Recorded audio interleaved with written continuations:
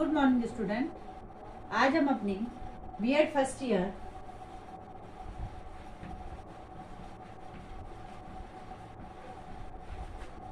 विषय है अधिगम और शिक्षण, जो कि हमारा थर्ड पेपर है।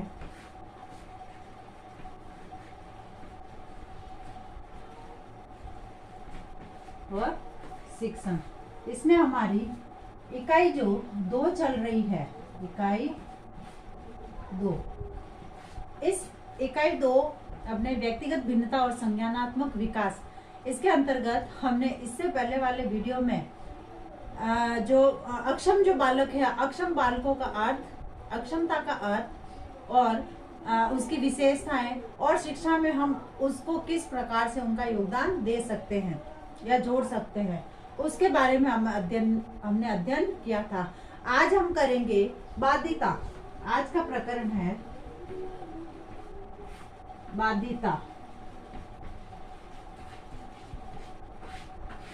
बाध्यता की अवधारणा और इनको जो अलग अलग समस्याएं आती है, इनके बारे में अध्ययन करेंगे। सबसे पहले बाध्यता होती क्या है, बाध्यता का अर्थ क्या है। यानी बाधित बालकों से तात्पर्य है जो शारीरिक रूप से अपंग हो, कम सुनाई देता हो, कम दिखाई देता हो, बीमार रहते हो अथवा बोलने में इनको कठिनाई होती हो। यानी शारीरिक रूप से ले लो चाहे मानसिक रूप से ले लो, ये जो है इनमें कुछ ना कुछ कमी होती है। चाहे अपंग होंगे, कम सुनाई देगा या फिर इनको कम दिखाई देता है, इनको बोलने में कठिनाई आती है। इस प्रकार के जो बालक होते हैं वह बाधित बालकों के अंतर्गत आते हैं। अब ऐसे जो बालक होते हैं शारीरिक रूप से तो विकलांग होते हैं, परंतु ये मानसिक रूप से सक्षम होते हैं। इन बालकों में अपनी अपनी उनकी अलग अलग समस्याएं होती है, जो कि इस प्रकार से है। सबसे पहले है आत्मविश्वास का अभाव।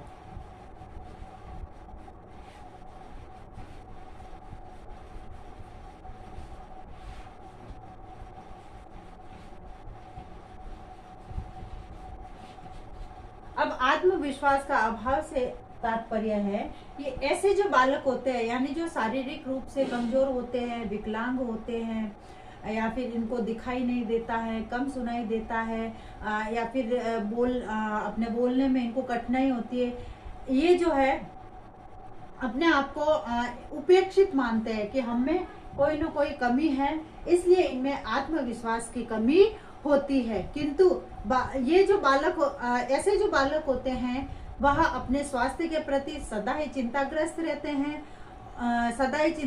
रहते हैं और उनमें इनके उत्साह में निरंतर कमी आती रहती है, जिसके फलस्वरूप जिसको देखते हैं कि ये चिड़चिड़े स्वभाव के होते हैं। यानी ऐसे जो बालक होते हैं इनमें आत्मविश्वास की कमी होती है, क्योंकि विकलांगता के कारण इनमें कम सुनाई देता है इसलिए, या फिर इनको बोलने में कठिनाई होती है, क्योंकि इनका यह मानना होता है कि हम यदि इस प्रकार के हैं, हम अपने विकलांग है या हमको बोलने में कठिनाई होती है या फिर दिखाई नहीं देता है, सुनने में कठिनाई होती है, तो ये अपने आप को एक उपेक्षित मानते हैं। इसलिए जो है इनमें आत्मविश्वास की कमी होती है। फिर आत्महीनता की भावना। दूसरा जो है आत्महीनता की भावना। अब जो इस प्रकार के जो बालक होते हैं वह शारीरिक रूप से बाधित बालक मानसिक रूप से पूर्णतया विकसित और सक्षम होते हैं। यानी ऐसे जो बालक होते हैं शारीरिक रूप से तो असक्षम होते हैं, किंतु मानसिक रूप से सक्षम होते हैं, परंतु इन बालकों में आत्महीनता की भावना विकसित हो जाती है। इसका कारण है उनकी जो शारीरिक विकृति होती है, अंग भंग होते हैं, बोलने में जो कठिनाई होती है, इसके कारण विकृति के कारण ये अपने आप को समूह में उपहास का पात्र समझते हैं। यानी ये अपने आप को समूह में, समाज में शामिल नहीं कर पाते और अपने आप को इस समूह के सामने एक हंसी का पात्र मानते हैं, उपहास का पात्र मान जाते हैं और बन जाते हैं। ऐसे बालक सामाजिक और सामुदायिक जो कार्य होते हैं उनमें भाग नहीं ले पाते, और ये सामान्य बालकों की तरह खेल में भाग नहीं ले पाते, अन्य प्रकार की जो क्रियात्मक गतिविधियां है उनमें भाग नहीं ले पाते हैं। तो इनमें जो है अपने आप में एक आत्महीनता की भावना का विकास होता है। उसके बाद है दृष्टि दोषों की समस्या। दृष्टि दोषों की समस्या, यानी ऐसे जो बालक होते हैं, इन बालकों में दृष्टि दोष जो बालक होते हैं, इनमें बालक जो है कक्षा में श्यामपट्ट कार्य को भली भांति नहीं देख पाते हैं। यानी जब कक्षा में ऐसे बालक होते हैं तो वह जो हम श्यामपट्ट पर कार्य कर रहे हैं, उस श्यामपट्ट पर किए गए कार्य को अच्छे से नहीं देख पाते हैं। कक्षा में दिखाई जा सकने वाली अन्य सहायक सामग्री को भी उचित प्रकार का प्रयोग नहीं कर पाते। यानी हम जो कक्षा में शिक्षण से संबंधित जो सहायक सामग्री विद्यार्थियों को दिखाते हैं, वह भी उनको ठीक तरीके से नहीं देख पाते और ना ही उसका प्रयोग कर पाते हैं। कक्षा के प्रयोग आदि को भी नहीं देख पाते हैं।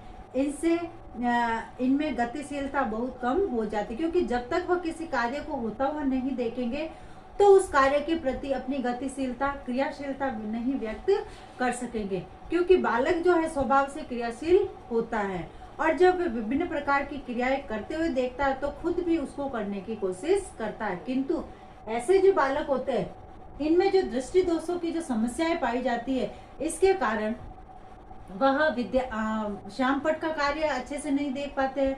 अपने शिक्षक जो प्रयोग करवा रहा है, उन प्रयोगों को ठीक प्रकार से नहीं देख पा रहा है, और इससे जो है जब वो किसी कार्य को होता हुआ नहीं देखेगा तो उसमें क्रियाशीलता कम होगी, और इन कारणों से वह हीनता की भावना से पीड़ित हो जाते हैं। जिसके परिणाम स्वरूप बालकों एवं समाज के साथ उनका भलीभांति समायोजन नहीं हो पाता। यानी अपने आप को वह अन्य बालकों और समाज के साथ अपने आप को समायोजित नहीं कर पाते, एडजस्ट नहीं कर पाते हैं। अब है श्रवण दोष की समस्या। श्रवण दोष की समस्या। अब जो ऐसे बालक होते हैं, इनमें श्रवण दोष, कुछ बालकों में श्रवण दोष पाया जाता है तथा कक्षा में ठीक प्रकार से वह सुन नहीं पाते हैं। अन्य व्यक्तियों को बातें समझने में भी उनको जब सुनाई कम देगा तो दूसरे व्यक्तियों की जो बातें भी समझ में नहीं आती है और ना ही उसे समझ पाते, जिससे वे समाज में, कक्षा में अपने आप को समायोजित नहीं कर पाते हैं।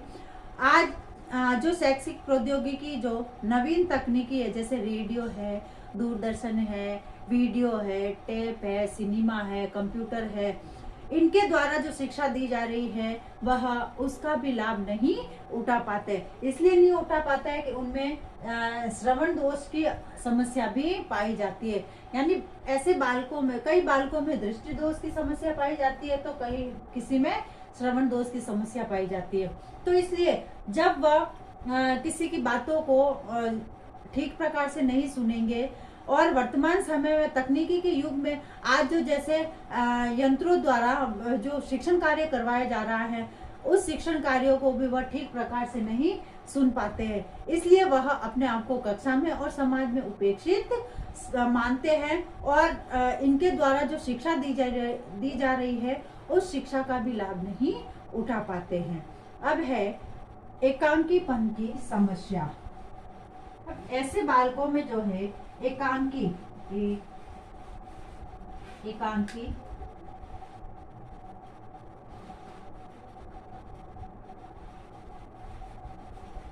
पन की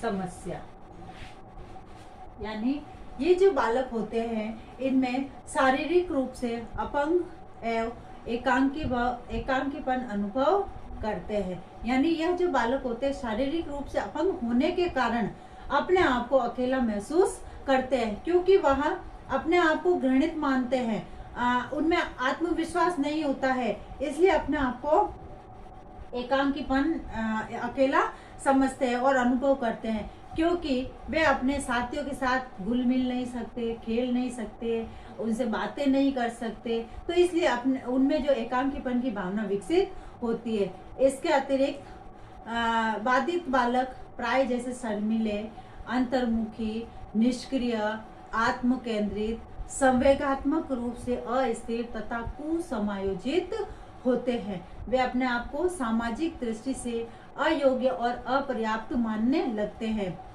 ये बातें ऐसे बालकों के शिक्षा के विकास में बाधक होती है और सही है। जब तक बालक अपने आप को हष्ट पुष्ट तथा शारीरिक रूप से स्वस्थ नहीं मानेगा, वह समाज, विद्यालय और यहाँ तक कि परिवार में भी अपने आप को एडजस्ट या समायोजित नहीं कर पाते हैं। इसलिए इनका हौसला बढ़ाने के लिए इनका साथ देना आवश्यक है। तो इस प्रकार से ये जो बाधित बालक जो होते हैं, इनमें ये विभिन्न प्रकार की समस्याएं पाई जाती है, जिसके कारण वह अपने आप को घृणित तथा अपने आप को निष्क्रिय और एकांकीपन से या अकेलापन समझते हैं।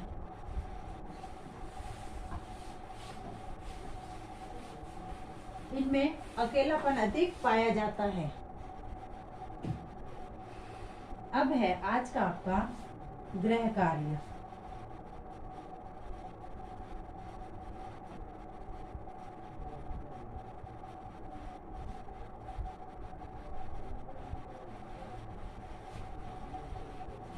बाधित बालकों की समस्याओं का वर्णन कीजिए।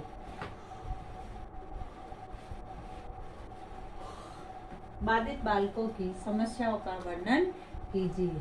अब जैसे हम सभी जानते हैं कि वर्तमान का ये जो दौर चल रहा है, इसमें कोरोना जैसी महामारी भयंकर रूप से फैल रही है। अतः इससे बचाव हेतु हम छोटे छोटे उपायों द्वारा इस कोरोना जैसी महामारी से निजात पा सकते हैं। जैसे हाथों को सैनिटाइज करते रहना, मुंह पर मास्क लगाना, सोशल डिस्टेंस का ध्यान रखना, साबुन से हाथों को बार बार धोते रहना और अनावश्यक रूप से घर से बाहर नहीं निकलना। अतः घर में रहिए, स्वस्थ रहिए, सुरक्षित रहिए। धन्यवाद।